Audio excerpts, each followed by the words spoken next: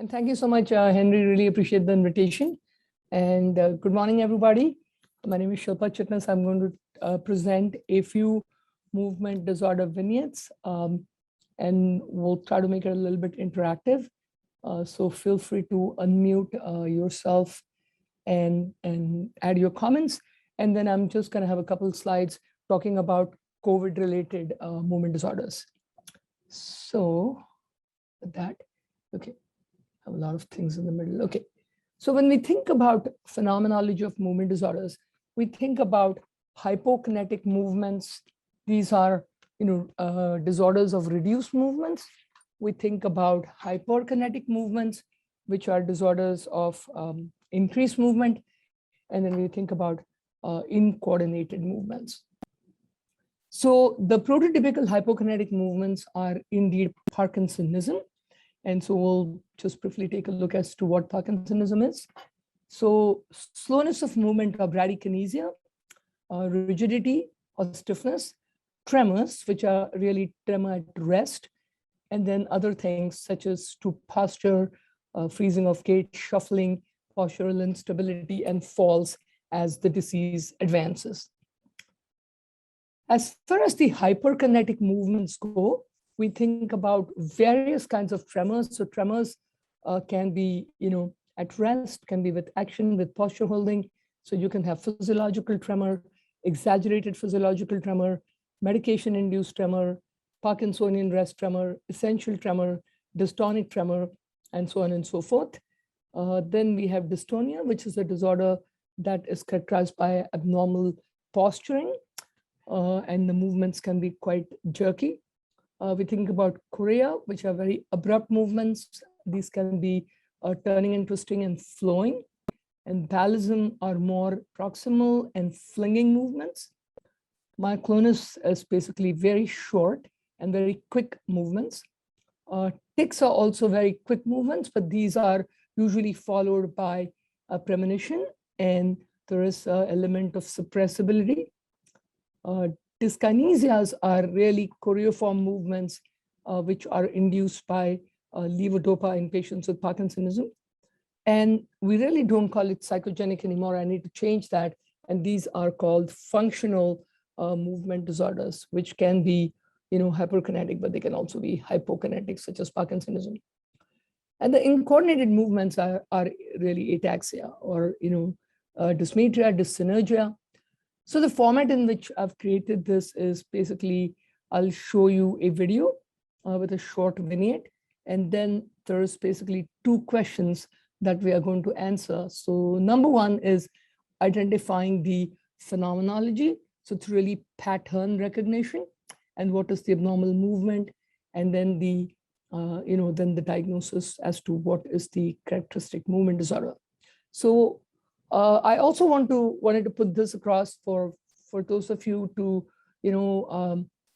I basically describe phenomenology for a living, but when we teach fellows and residents and medical students, this is what we tell them, is it's important, pattern recognition is very important.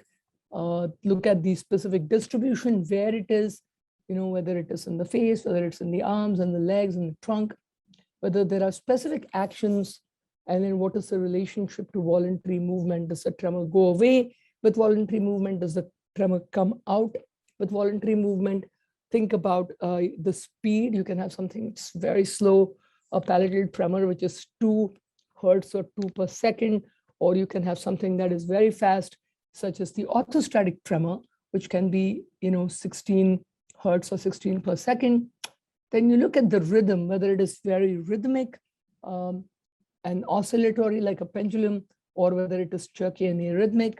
We talked about relationship to movements and posture. Do these movements entirely go away in sleep? Because most movement disorders do. Are there any associated sensory symptoms, pain, paresthesias, the element of suppressibility as what we ask in people with tic disorders? And then what are some aggravating factors, stress? What are some, precipitating factors? And then relieving factors, I have a tremor, I drink a glass of wine, a tremor gets better. And then you do have to always pay attention to distractibility and inconsistency when we are looking at functional disorders because these have to be, inconsistent and incongruent with what we would consider to be organic movement disorders. So with that, we're going to go into just the case vignettes. I'm going to try to move this so I can see my own vignettes. Okay, so this is a woman in her 60s, no significant past medical history really, and she starts here with what is a progressive asymmetric tremor that is present at rest, and slowness of movement comes on gradually. So the onset is gradual over 3 years, and then the the right side appears to be worse than the left side. So here's my video. And I'm going to just describe the video as this is the best way to have the patient laying down and you're seeing the asymmetry. What you're seeing is basically a flexion extension movement at the wrist. And then it gets better with posture holding. And it's actually quite better with action. It just kind of goes away, with action. These are finger taps. And you can tell that these are slightly slow, and definitely slower on the right compared to the left. But they're slow, and then she's able to get up, but she's still pretty slow, and that's chocolate. This is our clinic. We're no longer in this clinic space. And she's walking in the hallway. You can see this reduced arm swing. The rest tremor comes out as an overflow tremor while she's walking. So this is basically, again, pattern recognition, the facial expressions, the asymmetry, the tremor at rest, which goes away with action, and the slowness of movement. So having said that, my two questions are, so what are the abnormal movements? So feel free to unmute yourself and speak up.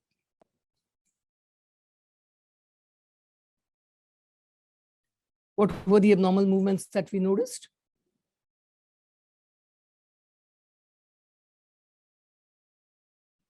Can people unmute and talk? Shilpa, I think Yes. you're all muted, so. Oh, they don't have the ability to unmute No, they themselves? don't, so. Oh, they don't. Okay, all right. Well, no worries. So this is what we saw. We saw tremor at rest, slowness of movement, and the way she holds the hand, likely has rigidity. So this is by definition Parkinsonism. And the commonest cause of Parkinsonism is the idiopathic garden variety Parkinson's disease. So this is what she has. She has Parkinson's disease. Okay. So case number 2 is a man also in his 60s. He has a gradually progressive tremor in hands over 20 years. So pretty long history. The tremors interfere with all action-related tasks. There's no tremor at rest. There is a positive family history with mother having had similar tremors. And when he drinks a glass of wine, the tremors seem to improve basically with alcohol. And then since you guys are muted, feel free to put it in the chat function and I'll try to access the chat function. So he's lying down and counting backwards from 100 and we do not see any tremor at rest. What we are seeing here is basically a little bit of tremor with action. So holding the cup and with the left hand as well. And cup bringing it to mouth. And you can see that this is clearly a kinetic tremor.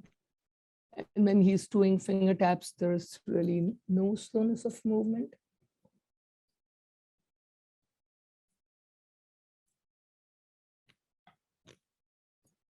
And this is hand opening and closing. This is just the elements of the Unified Parkinson's Disease Rating Scale that we always do in anybody with the tremor disorder. And so this is, we're looking for his ability to draw a spiral. And with the right hand, but also with the left hand, you can see it's quite bad on the right side and is a little bit better on the left side. And so essentially, I don't know if people want to type in the chat function, but what is the abnormal movement here? So the abnormal movement is clearly, a tremor, action tremor with cup to mouth. There is no slowness of movement. There was no resting tremor when we made him count backwards. And, you have to take my word for it that there was no rigidity. So essentially, there was no Parkinsonism. With the positive family history, along with the response to alcohol, the most likely diagnosis is familial essential tremor. So very different from, what we saw with the lady with Parkinsonism. So moving on to case number 3, this is a man in his 30s. What he came to us with is a gradual turning of his head over to the left over 6 to 12 months with difficulty turning the head to the right. So really has posturing to the left. And it's worse with action, worse with stress. It's partially relieved when he touches his chin or he rests his head against a surface. So this is called a characteristic gastroantagonisty or the sensory trick. And there is no other significant past medical history. So this is the video. And you can tell that his chin is just turning. It's a turn. It's not a tilt. And it's not in the front and it's not behind. And it's a lot of effort for him to go to the right. And you can see a very prominent left sternocleidomastoid muscle. And so this is a sensory trick that when he, uses his head to touch the back of the wall, but still the range of motion is definitely much better to the left. And we're checking to see that he does not have any, dystonic posturing, does not have any bradykinesia. Certainly Parkinsonism can also have, you have patients with ET that can eventually develop Parkinson's disease. Your patients with Parkinson's disease that's had long-standing ET. You can certainly have people with Parkinson's disease with dystonia, and you can have people with cervical dystonia that can have hand tremor, which can be a dystonic tremor. So with definition, with posturing, it's in the neck region, that's the cervical region. And so we go and answer our 2 questions. What is the phenomenology? So it's dystonia. Dys is dysfunctional, abnormal tone, and that causes the, the pulling really to the left with restriction to the right.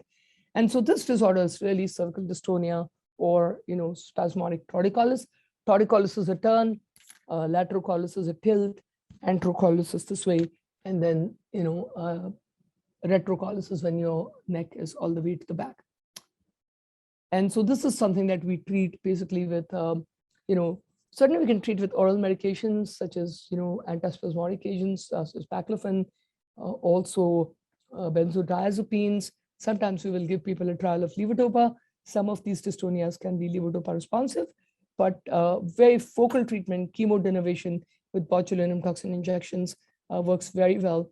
And then we also have a lot of experience with doing deep brain stimulation for cervical dystonia. So case number 4 is a man in his 60s. He has progressive hyperkinetic movements that have evolved over the last 10 to 15 years. And he also family reports some progressive cognitive decline and some erratic behavior and violent outbursts for about a few years. So there was a questionable history that his brother and father may have had similar symptoms. They died early, maybe in their 40s and even in their 50s, and some may have died of, self-inflicted harm.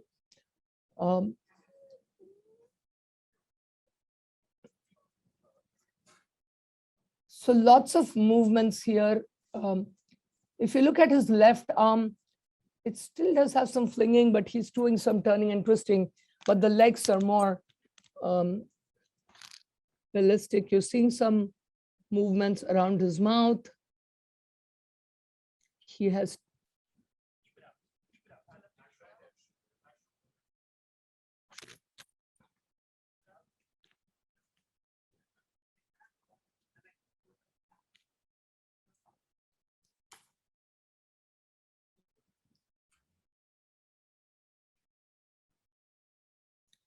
these are hung up reflexes. They're very commonly seen in this condition that Dr. Khemani is demonstrating. So hung up reflexes. And then when he is walking, you can see these flinging movements are certainly coming out as he's walking. You see some truncal movements, and you also see these, turning, twisting movements that are basically in the left arm. So there's a number of different phenomenology here. Certainly, these movements are generalized. So this is generalized choreiform movements.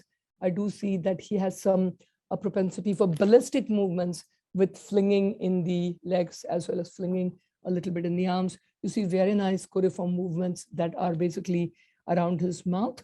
And then there was a phenomenon that Dr. Khemani demonstrated where you ask them to stick their tongue out, and that's basically it's the fly catcher tongue because of motor and persistence.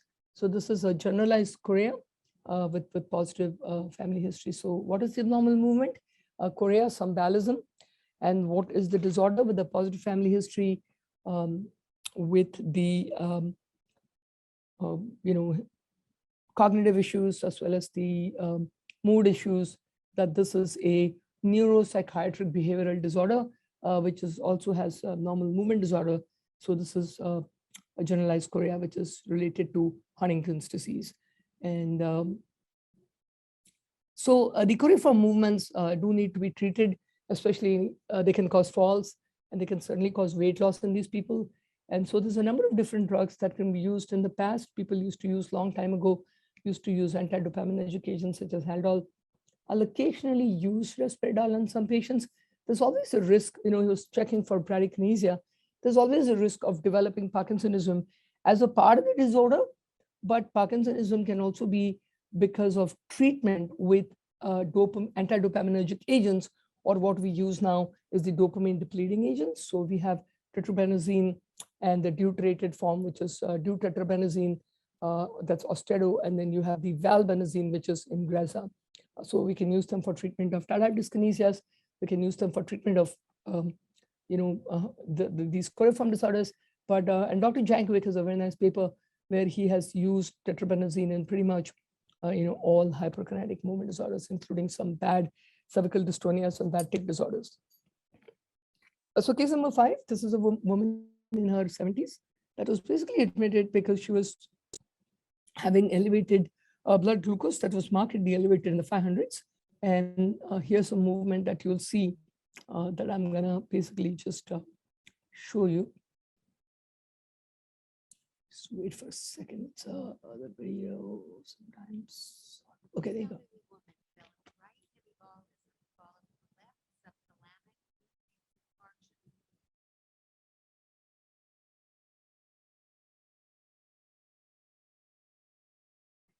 So tetrabenazine is a dopamine depleting agent.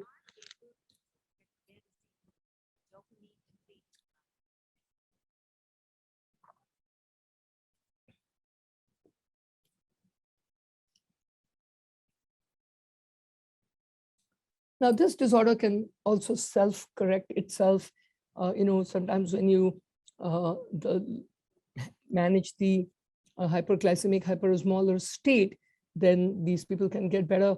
But certainly she had, very unilateral.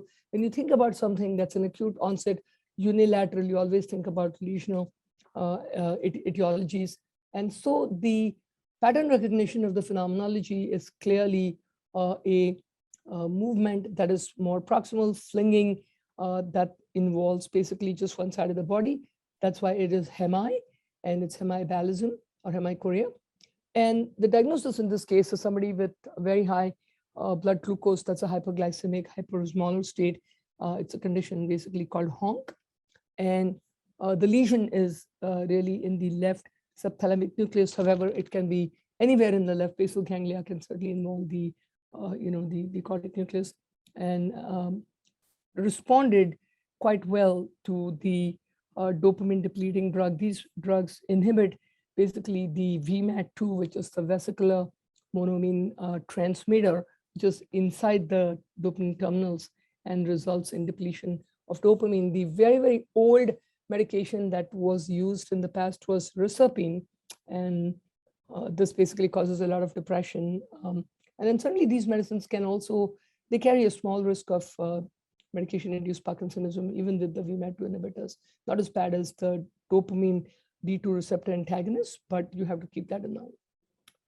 Okay, so this is case number 6, is a 28-year-old man that basically has abnormal vocalizations and gestures and uncontrollable urge to perform these movements, which is followed by temporary relief.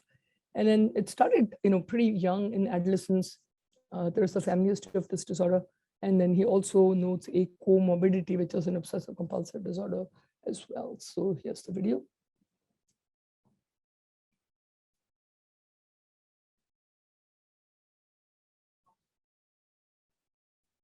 And so he has these vocalizations as well. And with he uses some expletives, as you can tell. These movements can actually be dangerous because they sometimes poke their eyes and hit themselves. So it can be quite mutilating. And then another one. Control it for a little bit.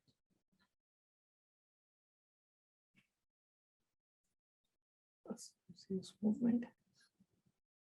I hear that that 6 is your favorite number. Do you have to do this movement 6 times every time?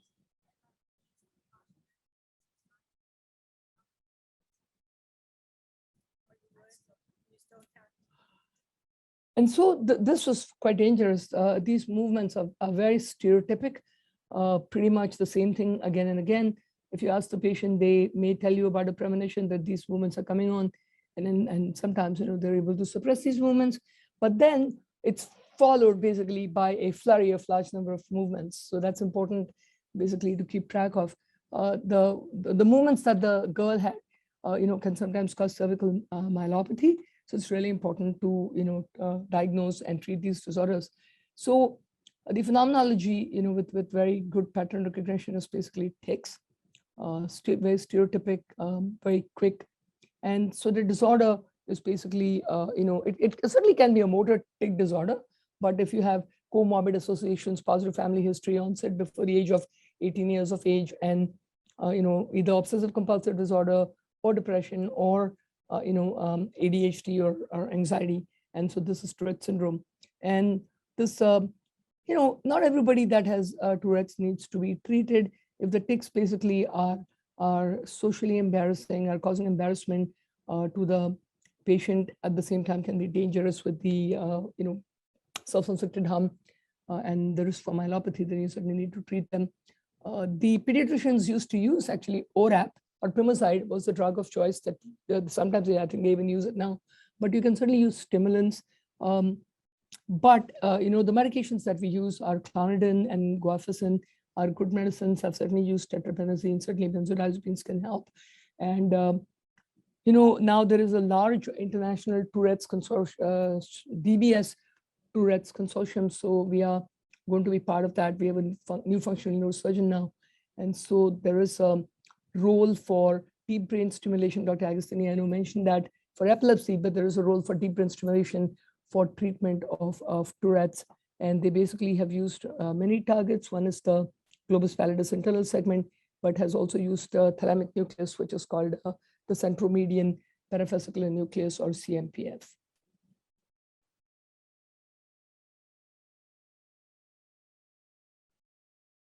Okay, and so this is a woman in her 40s, probably uncontrollable, unpredictable, very quick, jerky movements of her arms. Started after she developed fever and stiff neck. So when I hear fever and stiff neck, I immediately start thinking, is this meningitis? And then she was admitted also with altered mental status, with a seizure, generalized tonic-clonic seizure. That makes me worry whether this is meningitis with, antecedent in addition, have encephalitis. So wonder whether this is a case of meningoencephalitis, and this is the video. So this is also a very quick movement.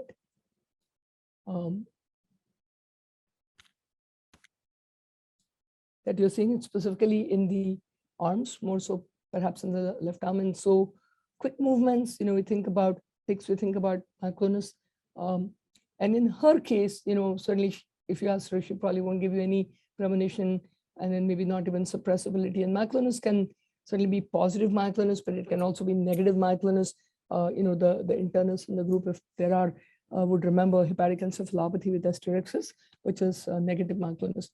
And so what is the abnormal movement? This is myoclonus. And very frequently, myoclonus can be confused with postural tremor. So you have to remember that postural tremor is basically either a flexion extension or it's a reduction, A reduction, and withholding the arms, as opposed to, if you see myoclonus, these are, very quick movements that you'll be able to see. So I remember I had a patient that had a family history of essential tremor, for the longest time had postural and kinetic tremor, and then eventually developed these superimposed really fast movements, which I had to kind of, tweak away from the postural tremor, and this was myoclonus, and the patient essentially developed new onset Alzheimer's disease, and so the myoclonus was coming from the cortical irritability. And in her case, the disorder was meningoencephalitis, viral encephalitis that resulted in cortical irritability resulting in myoclonus, and also caused, a seizure. So this is a man in his 50s, has difficulty walking, clumsy handwriting, slurred speech, and basically a history of heavy alcohol use. So he is trying, this is the best way to do the heel knee shin maneuver, and you are very, very well able to see, that there is definite dysmetria. He's not able to retain the contact with the shin, but you can see the dysmetria, and then he has a broad-based gait. And as he tries to come together and place his feet together, he's not able to, stand. And essentially the cerebellum is the part of the brain that really coordinates all of these things. And so he has a broad-based case, and he's not able to do tandem gait as well. So let's see if there's more on the video.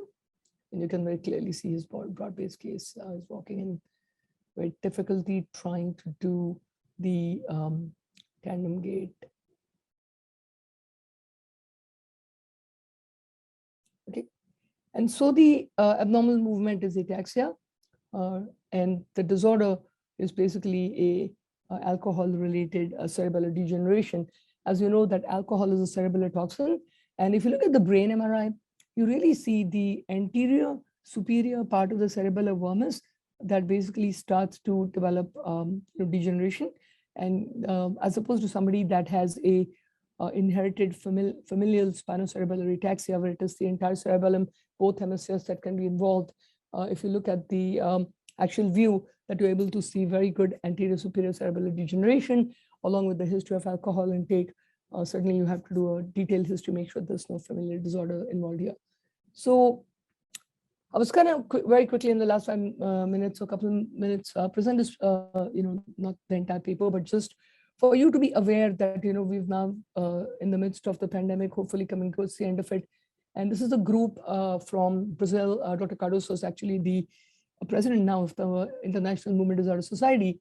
And so what they did is they just basically reviewed the literature, and they looked at, 200 papers, and they basically found, they identified about 93 new onset movement disorders that were basically screened.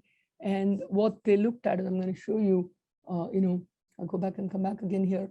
So of the N equal to 93, you can see here that basically myoclonus, that we actually did see that, was in 63% it was myoclonus in those articles. The cases that presented ataxia in 38%, ocular motor abnormalities in 20%, action or postural tremor was relatively quite low, 10%. And then Parkinsonism was even lower, that was 5%. And in a number of these patients, they actually did do the DAT scan, and the DAT scan was basically abnormal. However, it is really hard to basically establish causality. You don't know whether this is truly a COVID-induced Parkinsonism, or was there a propensity for nigrostriatal degeneration that had already a process that had began, but a stressful insult such as COVID, causing additional inflammation, kind of accelerated the process and resulted in Parkinsonism. And I think the jury's out on that. And then catatonia in 2%, and chorea in 1%, and dystonia in 1% of the people. And then I'm going to go back again and see. So, and they basically did comprehensive neurophysiological testing, clinical testing, neuroimaging, descriptions. So basically, they're trying to figure out what is the pathophysiology. Is this something that's related to the infection itself, resulting in inflammation? We all certainly heard this word, the cytokine storm. Then in post-infectious, or even indirect mechanisms. Did the SARS-CoV virus set off some kind of an immune response that resulted in all of these disorders? Certainly ischemic hypoxic brain injury and insults.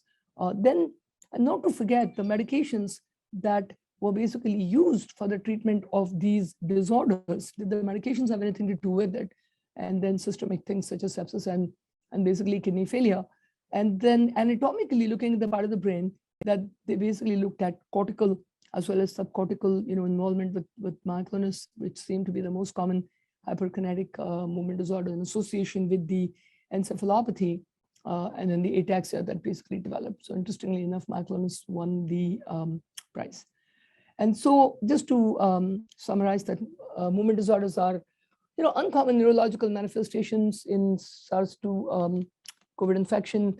The phenomenology that was most commonly picked up is myoclonus because of cortical, cortical and subcortical involvement, and it can also be a clinical complication of pharmacological management.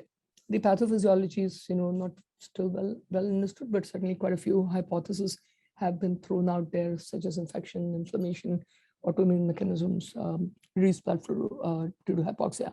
And so last but not the least, I'm going to open this up. This is a bonus video.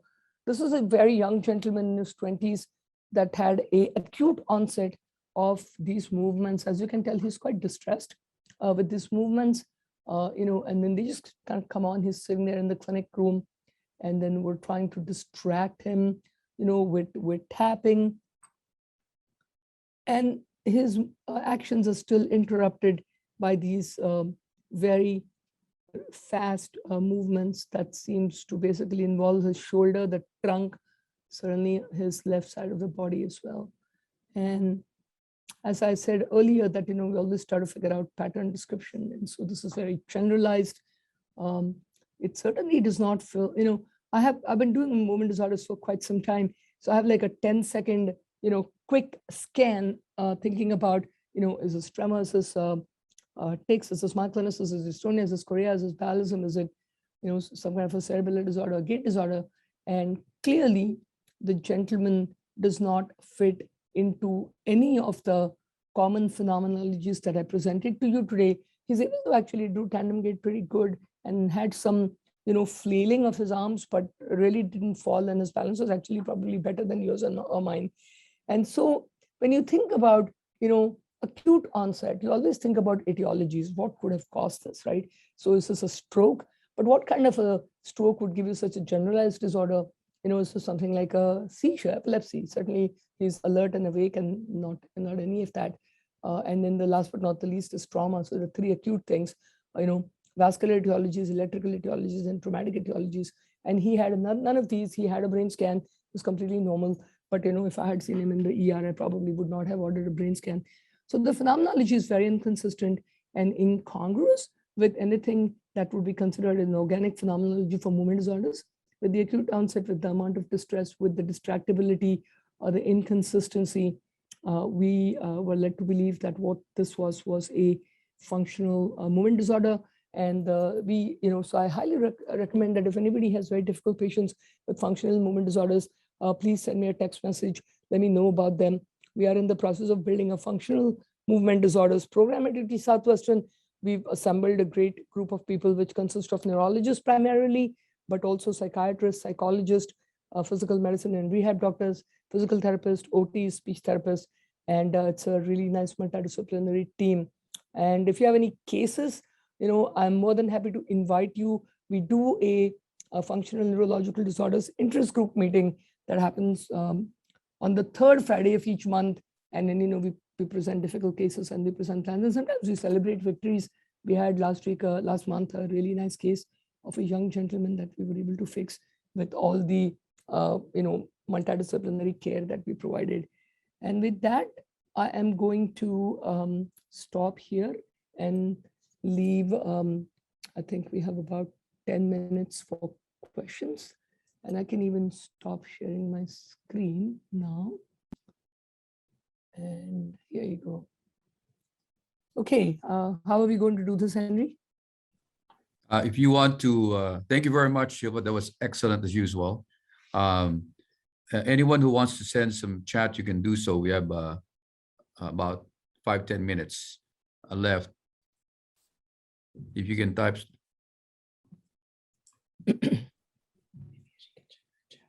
Are you checking your chat? Yes, Arian? I'm checking the chat function. I don't see anything here right Yeah.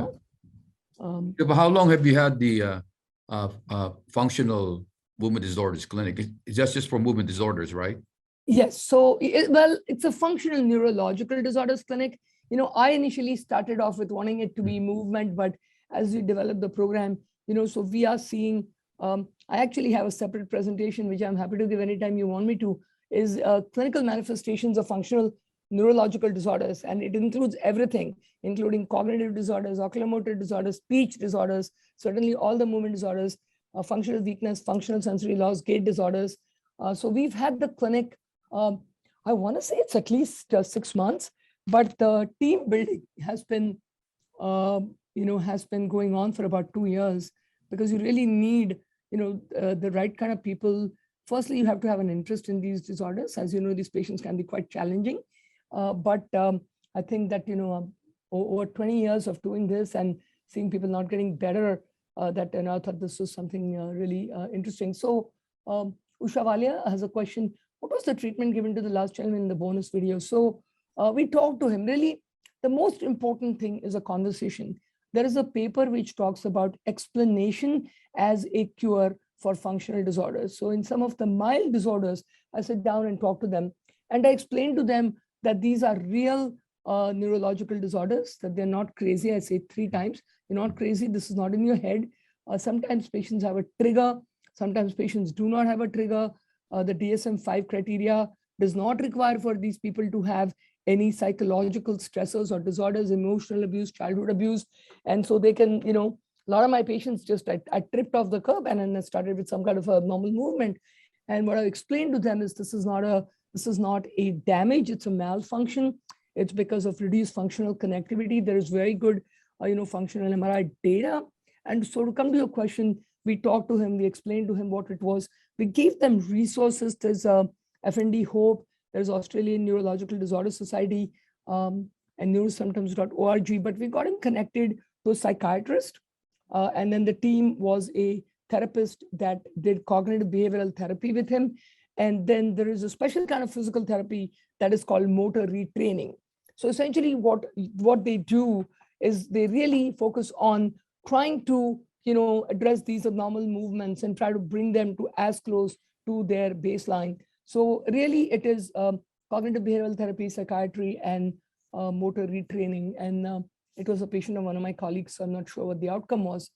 These things are hard to treat, but we have been doing well with the kind of treatments. We have to fill in the form every time the message. Oh no, so I don't know what that was. Yeah, but again, I mean, it's a multidisciplinary approach. Conversations are very important. Is there a role for medication? Depends. Management of anxiety, depression, OCD, panic attacks. Is there a role for placebo? Could you basically put a tuning fork over here, or could you give them a saline injection and they get better? These things have been tried. I think placebo is a bad idea, because the most important thing in taking care of these patients with functional disorders is really the therapeutic, relationship with the physician. And so honesty and integrity are very important. And I think that there's the movement disorder, informal approach is that this is deceit, and we do not use placebo, or a part of suggestion for the treatment of these people. Any other questions? Thank you for the question, Dr. Walia. One last question. Do you ever find, similar to the non-epileptic seizures, do you ever find any psychopathology? Because most psychiatrists can't find anything when you send it to them. You can and you can't. Like I said, I mean, now that there's a difference between DSM-4 and 5. DSM-5 recognized that, and I recognize it in some of my patients, that I'm not able to find, they have no history, no anxiety, no depression, nothing at all. But most people will tell you that they had an event, whatever the event was, like, whether, and my triggers that I've identified from, so hundreds of patients I'm seeing are somebody lost their job, somebody broke up with their girlfriend, somebody, had a divorce, somebody's family member was diagnosed with cancer, somebody family member died, somebody tripped off the curb. Of course, accidents, TBIs are very common triggers, but psychopathology, I do see it. You don't have to hide, but I do see fairly decent amount. I see anxiety, I see panic attacks, I see depression. I do see that. I mean, it's not required to make the diagnosis, but it's a large comorbidity, and it certainly needs to be addressed.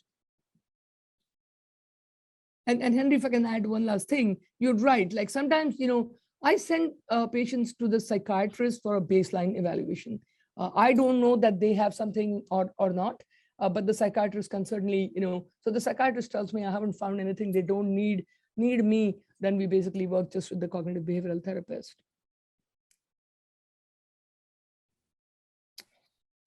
I have one other question. How Yeah. about combined tremors, patients with Parkinson's disease who also have essential tremors? Could you comment on the trajectory or pattern of presentation? Do you see that often? Yes. So, I see both of them. And a lot of times I have, somebody that may have had ET, as you know, is a long-standing disorder, and people can start even in the teens.